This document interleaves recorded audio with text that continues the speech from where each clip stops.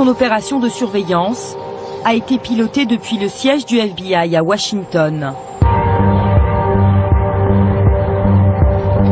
6 mois après l'arrestation de Newberg, le directeur du FBI s'exprime face au Congrès.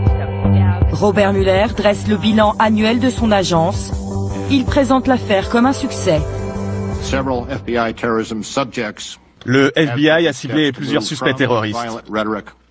On s'est rendu compte que ces personnes étaient prêtes à aller au-delà des mots, en passant à l'action. Le meilleur exemple, c'est en mai 2009, avec l'arrestation de 4 individus qui avaient prévu de faire exploser une synagogue à New York. Ils avaient aussi prévu d'attaquer une base militaire. Aujourd'hui, le FBI a refusé nos demandes d'interview sur ses méthodes de lutte antiterroriste. Aucun représentant des autorités américaines n'a souhaité nous parler. Bonjour, je fais un reportage sur les opérations d'infiltration aux États-Unis. Nous souhaiterions une interview. La question est sensible aux États-Unis. Le seul qui a accepté de nous recevoir, c'est Ted Waski, un agent retraité du FBI. Il a dirigé plusieurs cellules antiterroristes à travers le pays.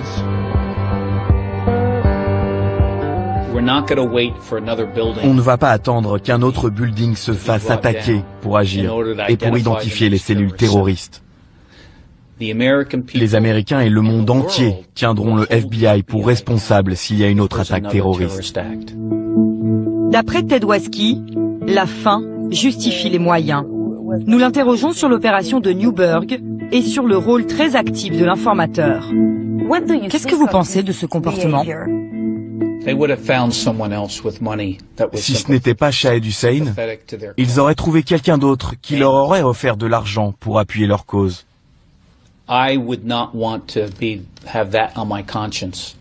Je n'aurais pas voulu avoir sur la conscience des morts parce qu'on n'a pas voulu enquêter sur un cas, de peur d'être critiqué.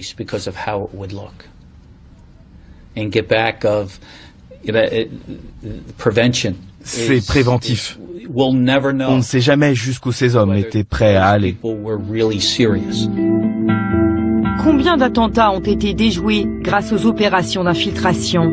Impossible de connaître ce chiffre.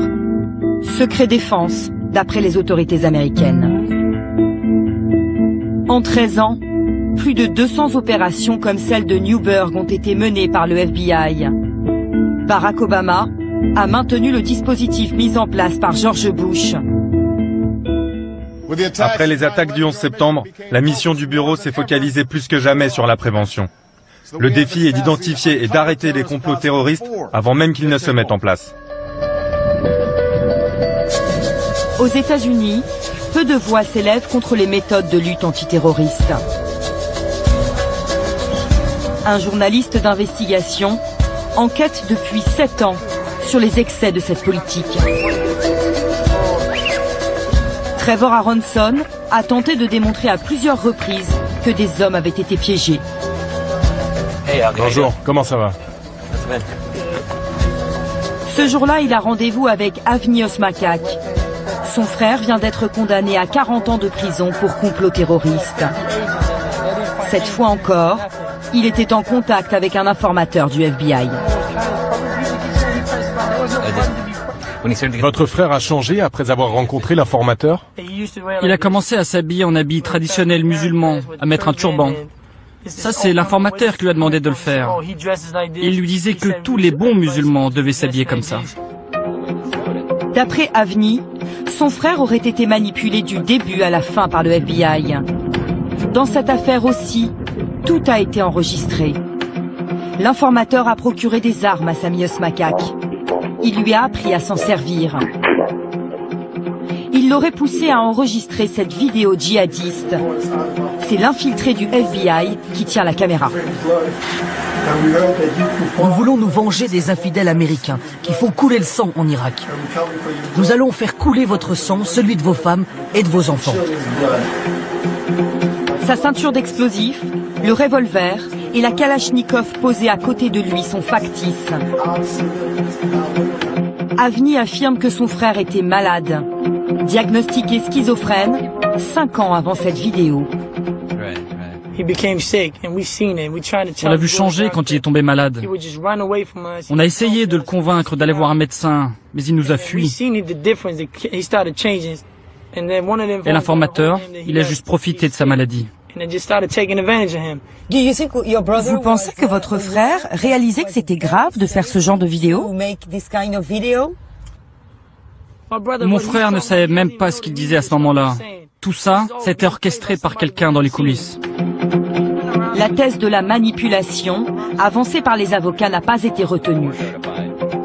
Pour le journaliste Trevor Aronson, ce cas ressemble à d'autres histoires qu'il a révélées. D'après lui, il s'agirait bien d'un piège.